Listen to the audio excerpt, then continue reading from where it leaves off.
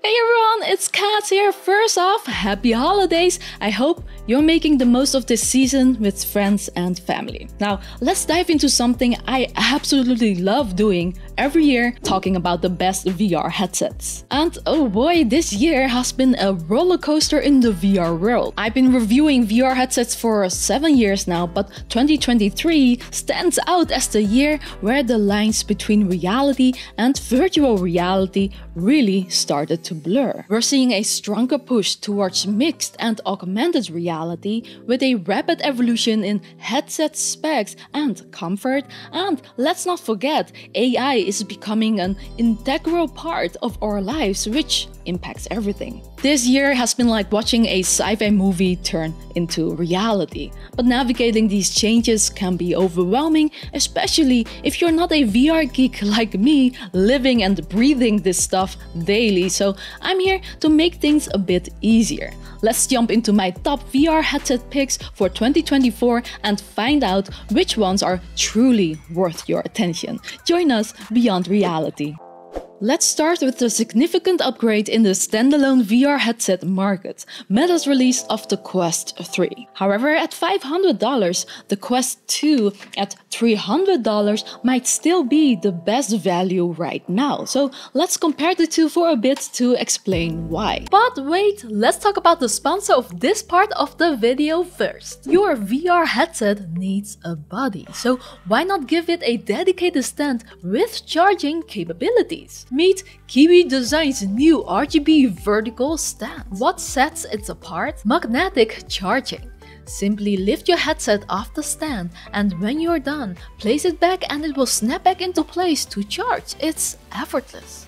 You get customizable RGB colors. With a couple of buttons, you can select your favorite hues and effects. To ensure your headset stays put, Kiwi Design has also optimized for stability with an improved gravity center, built-in counterweights, plus anti-slip mats at the bottom. And yes, it's compatible with other headsets, and I like that you can also choose how to place the different controllers.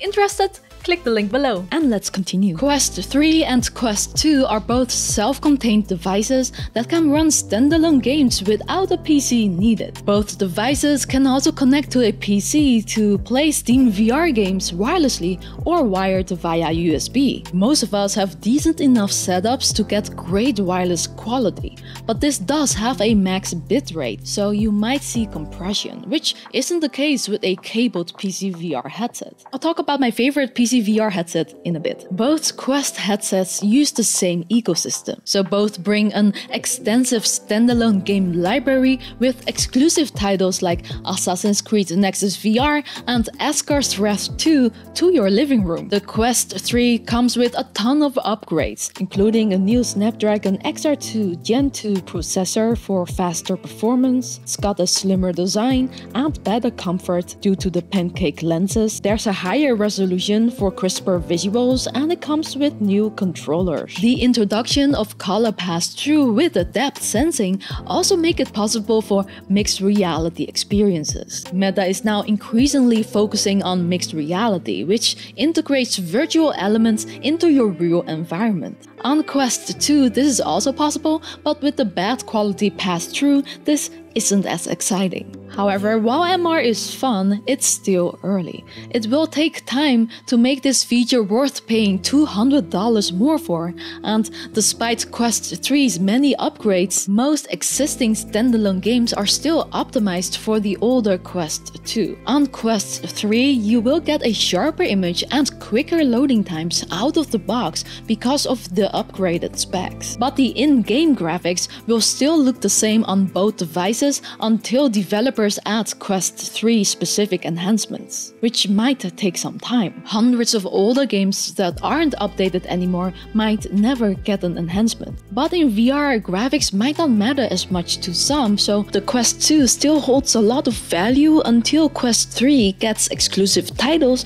that Quest 2 doesn't get. Then the one trade-off of using Quest is they're part of Meta's ecosystem, the same company behind Facebook and Instagram. However, when when Quest 2 launched, a Facebook account was mandatory, but Meta has since shifted to allowing separate Meta accounts for Quest users, which can help with some of the privacy worry, but it's still Meta. But provided you're okay with this, then for $300, the Quest 2 is not just the cheapest option, it still maintains its position as the most affordable and diverse option. You do get a slower device, but this might not matter if you're just dipping your toes into VR. However, if your budget allows, I recommend the Quest 3 as a future-proof choice, offering the best value and versatility for a longer time. Then the last in this line is the Quest Pro.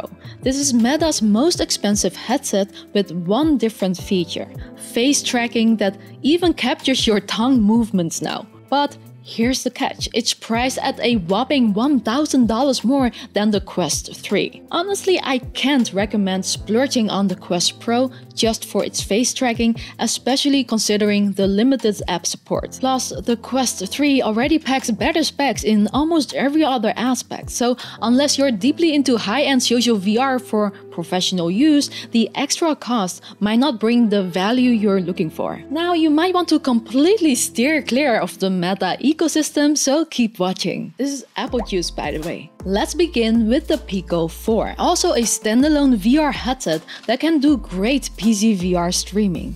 It remains a solid headset, but its future is now uncertain. Hardware-wise, the Pico 4 sits between the Quest 2 and Quest 3. It features pancake lenses, a sharp display, albeit the colors are a bit washed out, but it has a slim, comfortable design and a higher resolution than Quest 3. The trade-offs are its color pass-through, which isn't in stereo 3D due to the lack of a depth sensor, diminishing its mixed reality potential. The Pico 4 also uses the older Snapdragon chip as seen in the Quest 2, although it has slightly more RAM. Given this, I would say this is a strong alternative to Quest 2, but if it's a choice between Quest 3 or Pico 4, then I will be cautious about going for Pico. In the year since its release, Pico has made commendable strides in software development and expanding their game library, which now includes many great titles originally from the Quest platform,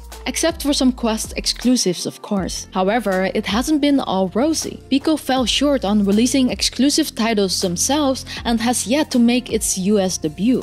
Adding to the concern, this year brought layoffs within Pico and rumors of the potential cancellation of the Pico 5 headset. There are whispers that the company behind Pico, ByteDance, is developing a high-end VR headset, but these are still unconfirmed speculations. So if you're certain you don't want a Meta headset, but do want a headset that can do both standalone and PCVR games, then the Pico 4 is still an option.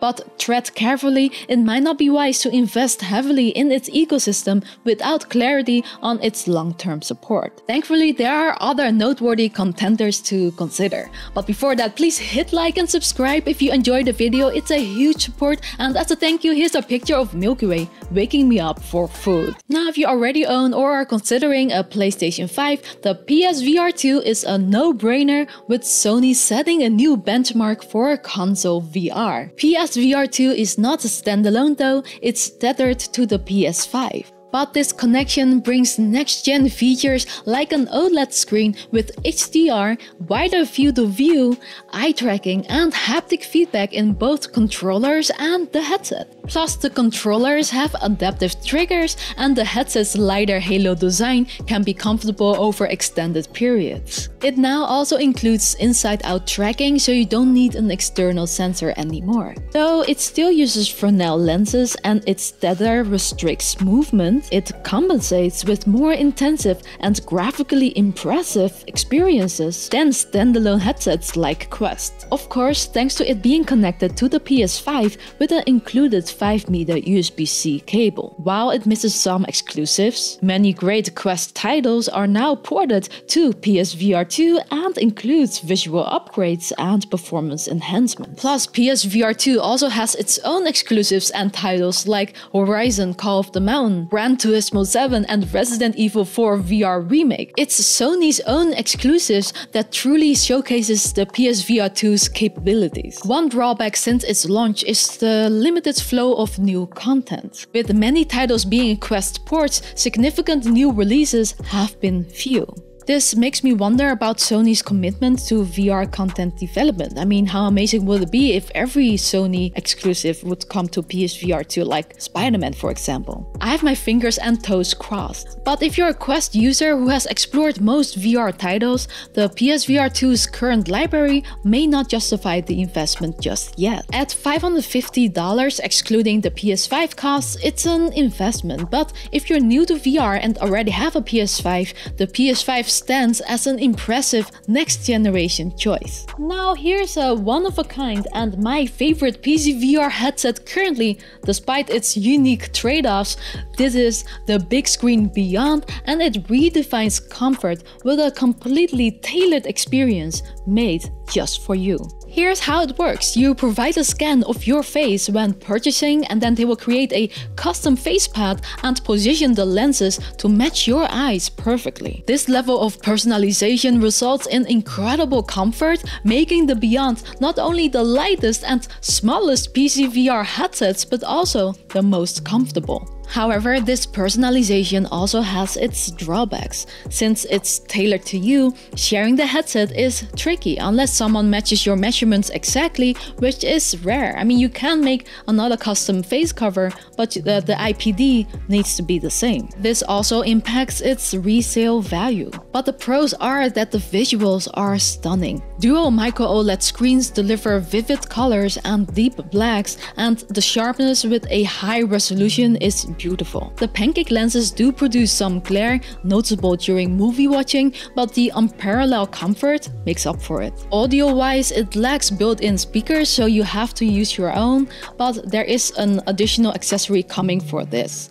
And at least the microphone quality is one of the best, which is ideal for social VR or content creation. But the biggest catch is the hefty investment at $1,000 for the headset alone, and since it uses Steam VR tracking, you will need to purchase base stations and compatible controllers separately. So the total cost can add up.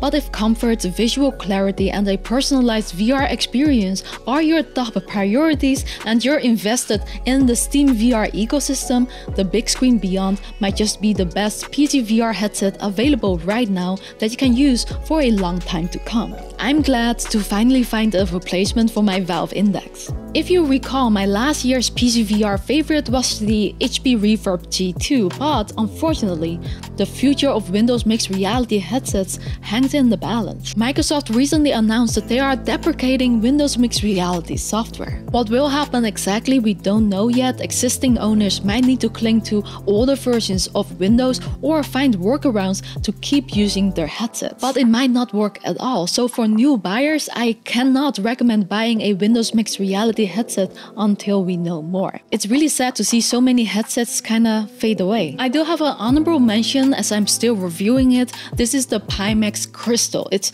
shaping up to be a versatile powerhouse in the VR world. It's kinda like the Swiss Army knife of headsets. It has a cable for PC VR, and it can also be used wirelessly in standalone mode while still packed with ambitious features. At its heart lies a high-resolution display with refresh rates between 90 to 120 Hz. And it has beautiful sharp visuals at 35 ppd. The Crystal has local dimming displays and unique aspheric lenses. It even uses eye tracking, which makes dynamic foveated rendering possible. Then its modularity stands out. You can swap in different lenses for an expanded FOV and even upgrade the faceplate to add Steam VR Lighthouse tracking, catering to what you need. But it's a bit of a heavyweight. Literally, the size and comfort might not suit everyone. So I haven't been able to test out every feature yet, as Pimax has been rolling out features gradually to reviewers. So I've been mostly testing the PC VR capabilities with inside-out tracking, and it's visually stunning. I think Pimax has come a long way addressing past lens distortion issues. However, the inside-out tracking is subpar compared to its competitors, and a potential concern is the standalone gaming experience. Games need to be ported to the Pimax system, and it's unclear how extensive this library will be. Setting up the crystal is still more work than other headsets like the Beyond.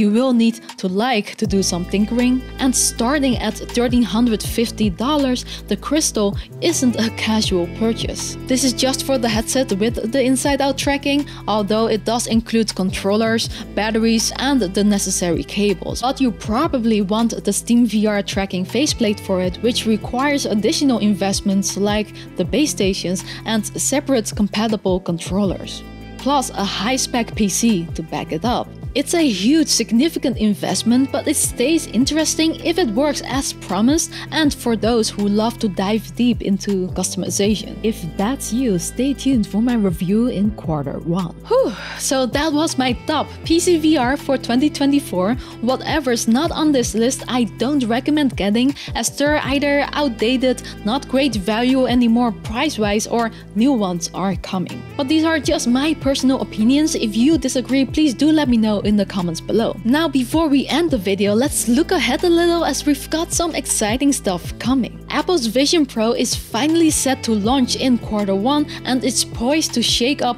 the XR industry. It's a device that seems focused on productivity and entertainment with immersive 2D screens and not so much VR gaming. It's hard to say who's this headset is gonna be for, because no one has done it like them, so I'm very interested to see how this will impact everything. And Vario is coming with new headsets, and the specs are pretty insane. To name a few, the dual mini LED displays at 51 ppd, which is near human eye clarity, and cutting edge tech that enables very realistic color pass-through. Yes, they will be really expensive tethered PCVR headsets, mostly targeted at enterprise, but I personally enjoy watching these headsets just for that glimpse into the future of consumer VR. Now, rumor has it that Samsung is working on XR glasses, and HTC Vive didn't make it on my list this year, but I still hold out hope for them, so maybe next year. But there you have it, a whirlwind tour of the current and future VR headsets and my personal favorites. And if you're wondering, my personal main driver is the Quest 3, but when I need to do PCVR only stuff, I go to the Beyond. Let me know what you think. Are any of these VR headsets on your shopping list now, or do you think I've missed one? Drop them below. Thank you so much for watching. Don't forget to like and subscribe for more. Again, happy holidays, and here's to an exciting 2024.